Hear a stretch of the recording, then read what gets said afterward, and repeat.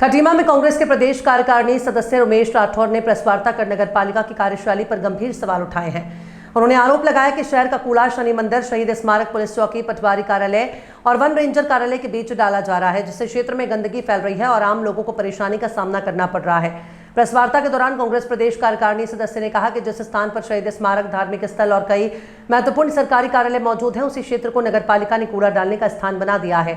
उनका कहना है कि इससे न केवल क्षेत्र की छवि खराब हो रही है, बल्कि दुर्गंध और संक्रमण का खतरा बढ़ रहा है।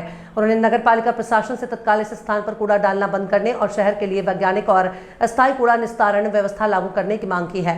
कांग्रेस नेताओं ने चेतावनी दी है कि यदि जल्द समाधान नहीं किया गया तो पार्टी जन आंदोलन शुरू करेगी और जनता के साथ सड़क पर उतर कर विरोध प्रदर्शन करेगी। अब देखना होगा कि कांग्रेस द्वारा उठाए गए इन सवालों पर नगर पालिका प्रशासन क्या जवाब देता है और कूड़ा निस्तारण की व्यवस्था में कोई बदलाव होता है या नहीं।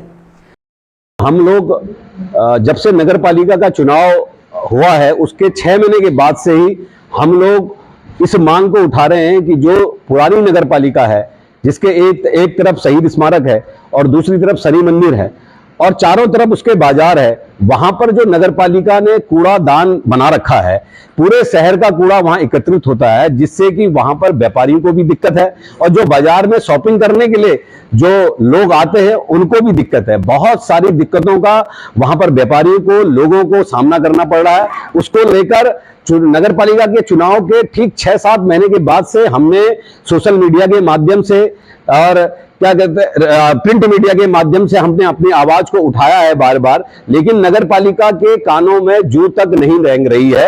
उसको लेकर हमने अभी हाल फिलहाल 2 दिन पहले फिर उप जिलाधिकारी महोदय को एक अल्टीमेटम दिया था, रिक्वेस्ट करी थी, निवेदन किया था कि आप इस कूड़े का निस्तारण तुरंत करवाइए, नहीं तो हम इसको चरणबद्ध तरीके से इस आंदोलन को करेंगे।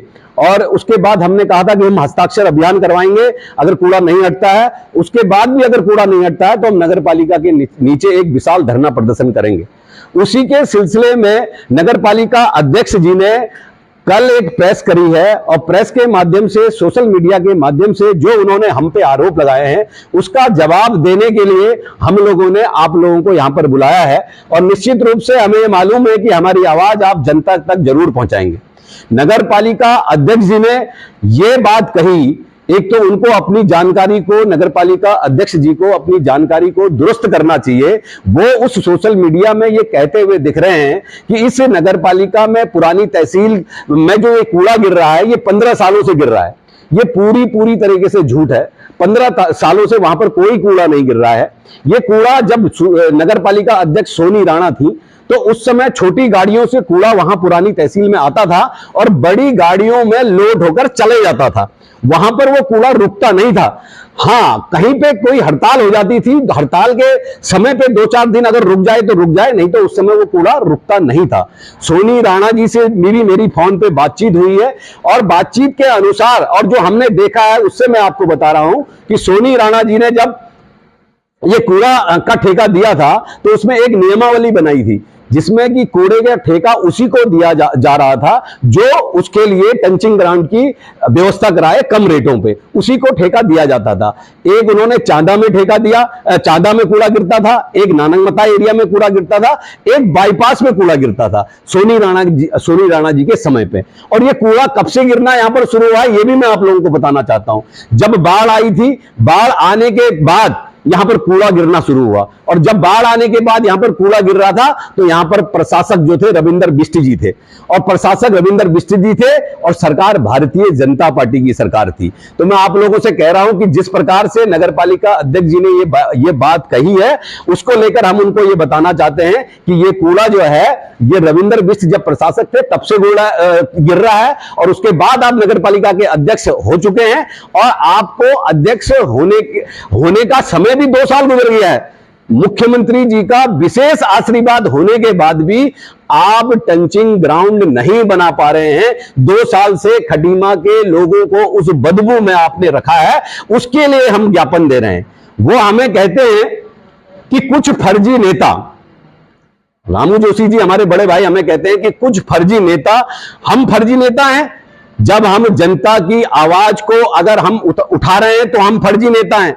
हम रामू जोशी जी से ये कहते हैं कि कूड़ा वहां नहीं डालना चाहिए, वो हम फर्जी नेता हैं। हम रामू जोशी जी से कहते हैं कि ब्लॉक में जो पिंक टॉयलेट बना है महिलाओं के लिए, उसका उद्घाटन कराइए, महिलाओं की सुविधा वहां पर उपलब्ध करवाइए, तो हम फर्जी नेता हैं। हम रामू जोशी जी से कहते हैं कि संजय मार्केट के नीचे जो आई लव खटीमा का बोर्ड लगा है, उसमें जो सरकार का पैसा लगा है वो इतना कम क्यों लगा है कि वो सुंदर हो ही नहीं पा रहा है, उसकी सुंदरता कब बढ़ेगी? हम ये सवाल पूछते हैं, तो हम फर्जी नेता हैं। हम ये कहते हैं कि 20 के 20 वार्डों में कब पूरी सड़कें बनेंगी, मट्टी भरान कब होगा, कब लाइटें लगेंगी, तो हम फर्जी नेता हैं। और रामू जोशी जी असली नेता हैं। और रामू जोशी जी इसलिए असली नेता हैं कि नगर पालिका के अध्यक्ष बनने के बाद उन्होंने अपने सिंगल घर के लिए 250 मीटर रोड बनाई, जिसकी लागत 40 से 50 लाख रुपए की है। और वो जो लागत जो 40 से 50 लाख की है, वो सरकार की लागत है। सरकार की लागत मतलब जनता के टैक्सों का पैसा जो उन्होंने अपने सिंगल घर के लिए पहुंचाया है। रामू जोशी जी से हम कहते हैं कि भाई वार्डों में जो है लाइटों की व्यवस्था होनी चाहिए, तो हम फर्जी नेता हैं। और रामू जोशी जी असली नेता हैं, जिन्होंने अपने घर में सिंगल घर के लिए एक बहुत बढ़िया लाइट की व्यवस्था कर रखी है। अगर मैं खटीमा की जनता से आपके माध्यम से कहना भी चाहता हूं कि आप पीलीभीत रोड पे जाइए और देखिए उनके घर को, जो सिंगल घर उन्होंने बना रखा है, वहां पर किस प्रकार से उन्होंने अपने लिए सड़क बनाई है और किस प्रकार से लाइट की व्यवस्था करी है।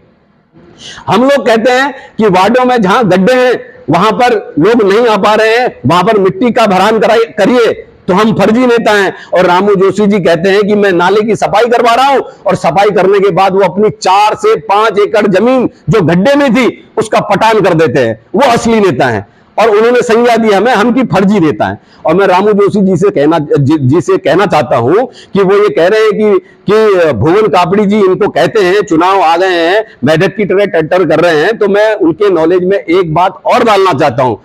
इस मुद्दे को लेकर, जो कूड़ा का मुद्दा है, इस मुद्दे को लेकर हम लोगों ने तो आवाज उठाई है। साथ में भारतीय जनता पार्टी के जो सभासद हैं वो भी एक दिन यहां पुरानी तहसील में धरने में बैठे थे इस कूड़े के निदान की आवश्यकता के लिए। इसलिए मैं उनसे कहना चाहता हूं। और दूसरी बात, जो वो कहते हैं कि माननीय विधायक भुवन कापड़ी जी के इशारों में हम काम कर रहे हैं, तो मैं उनसे कहना चाहता हूं कि वो भारतीय जनता पार्टी से चुनाव लड़े, मैं भारतीय राष्ट्रीय कांग्रेस से चुनाव लड़ा, वो जीते, मैं चुनाव हारा। मेरी अपनी जिम्मेदारी जनता के लिए जो बनती है, मैं अपनी जिम्मेदारी का निर्वहन कर रहा हूं, और उनकी जो जिम्मेदारी बनती है उनको अपनी जिम्मेदारी का निर्वहन करना चाहिए। अगर वो निर्वहन नहीं करेंगे तो मैं समय समय पर आप लोगों के माध्यम से, प्रिंट मीडिया के माध्यम से रोडों में उतरकर उनको उनकी जिम्मेदारी याद दिलाने का काम करूंगा। मैं आप लोगों से कहना चाहता हूं। और एक बात और कहना चाहता हूं मैं आप लोगों से कि टंचिंग ग्राउंड जो बना है, मुख्यमंत्री जी का विशेष आशीर्वाद रामू जोशी जी के पास है।